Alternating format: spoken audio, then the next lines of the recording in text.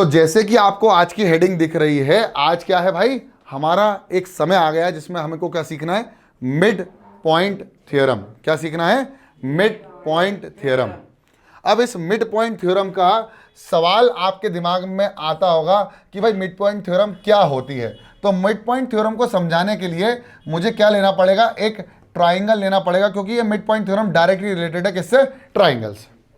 अब आपके सामने खूबसूरत सा ट्राइंगल सामने आ चुका है जिसका नाम क्या है बेटा, ए बी और सी। और ये मिड पॉइंट थ्योरम ये बोलती है कि लाइन जॉइनिंग, ये स्टेटमेंट याद करना पड़ेगा आपको, line joining the mid points, line joining the mid points of any to sides of a triangle, line joining the midpoint of any two side of a triangle will be parallel to the third side, will be parallel to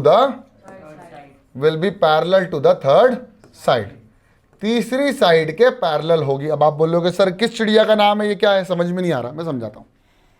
वो कह रहा है कि एक triangle में दो side के mid point पकड़ो, तो ये पकड़ लिया एक मिड पॉइंट और एक पकड़ लिया ये mid point. Mid point of A B क्या है, डी, और mid point of A C क्या है, ई। लाइन ज्वाइनिंग कर दो, तो मिड पॉइंट को ज्वाइन करने पर जो लाइन बनी उसका क्या नाम है, डी ई। ये बोल रहा है कि line joining the mid point of any two side of a triangle will be parallel to the third side.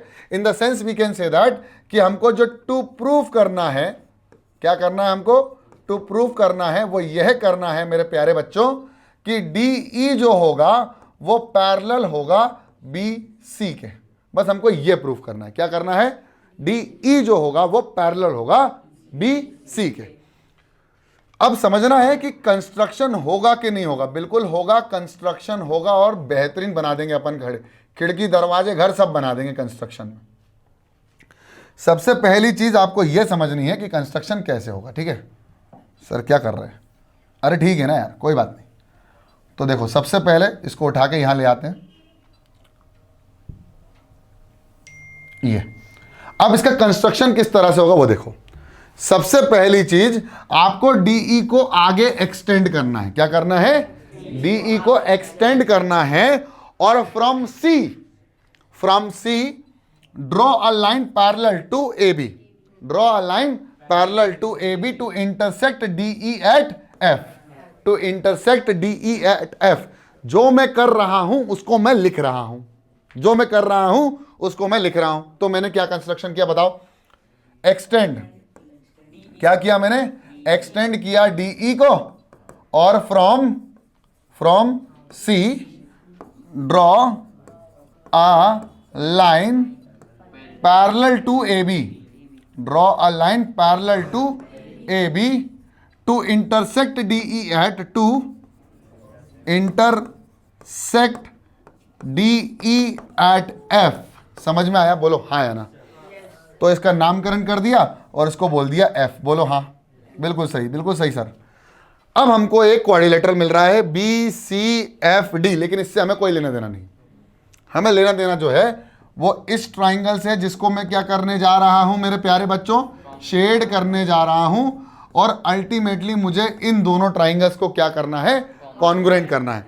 एक चीज और गिवन है यहां पर, गिवन ये है कि AD जो है वो बराबर है BD के, और AE जो है वो बराबर है EC के। ये गिवन है, क्यों, क्योंकि D और E मिड पॉइंट्स हैं, तो ये साइड इसके बराबर और ये साइड इसके बराबर। बोलो खूबसूरती से जय हो, बहुत शानदार। अब समझो, फिर से एक और ट्राइंगल बना लेते हैं और इस फिगर को वापस से आगे बढ़ा देते हैं, ठीक है। तो हमारे पास ये ट्राइंगल का नाम है A, इसका नाम है B, इसका नाम है C।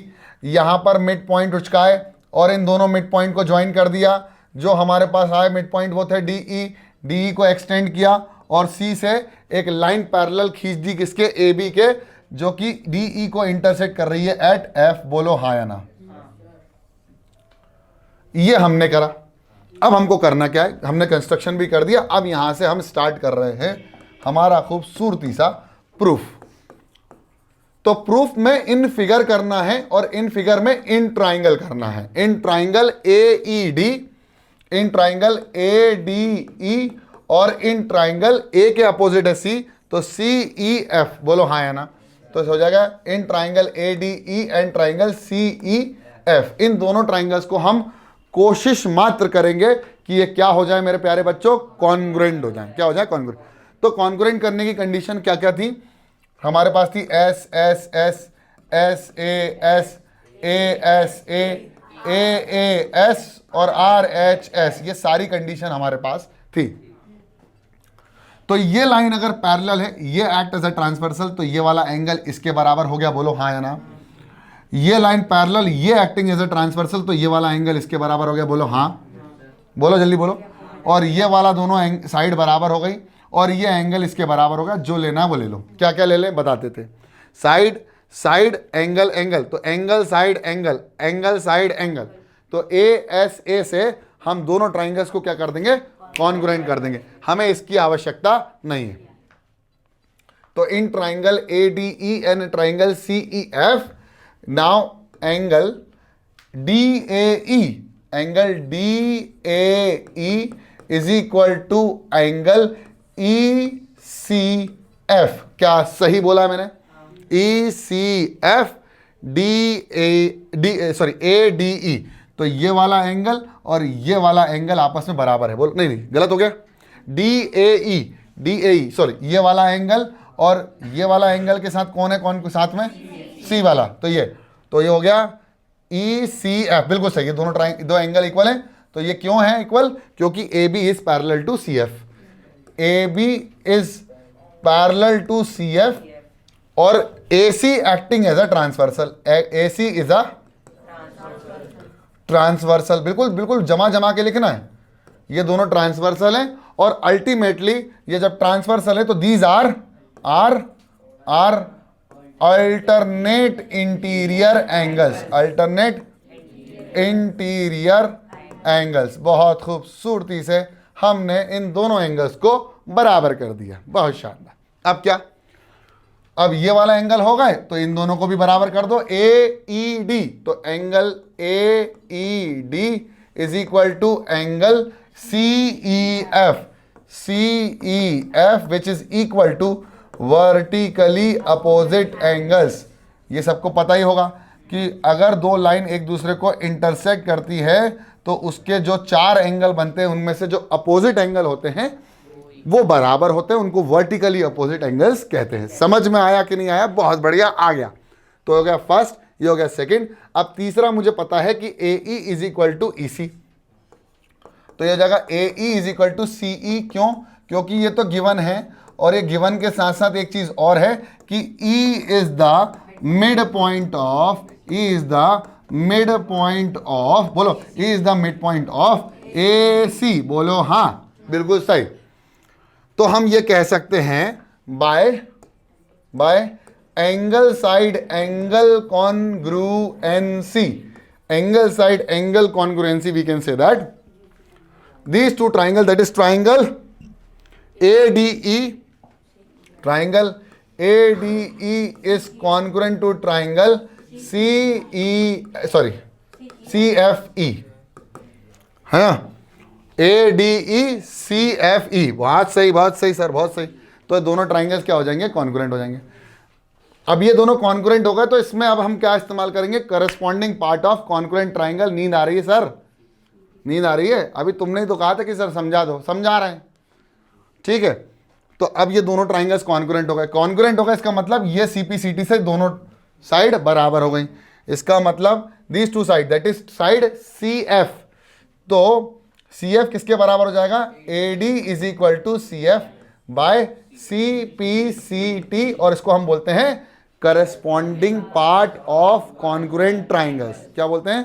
Corresponding part of congruent triangle.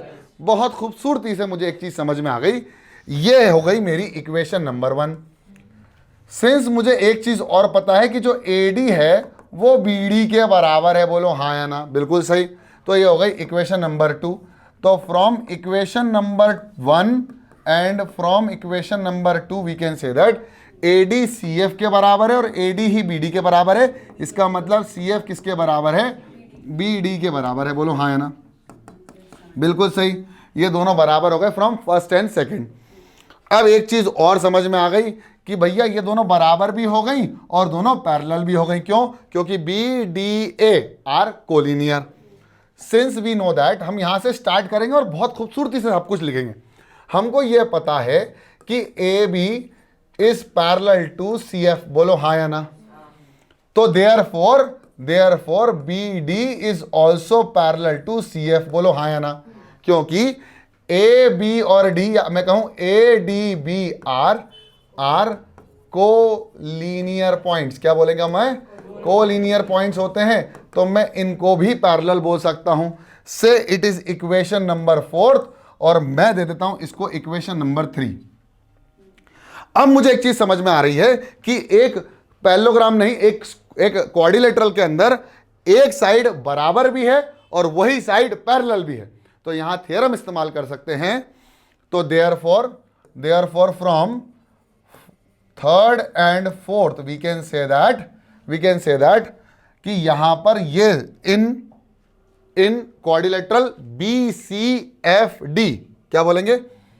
BCFD is a parallelogram. क्या बोलेंगे? BCFD is a parallelogram. क्यों है ये पैरेललोग्राम? उसका रीजन है बिकॉज यहां हमको पता है कि अगर एक साइड पैरेलल और इक्वल हो जाए, क्या बोल रहा हूं मैं? एक ही साइड किसी क्वाड्रिलेटरल की एक साइड पैरेलल और इक्वल हो जाए, one side of quadrilateral is parallel and equal, then that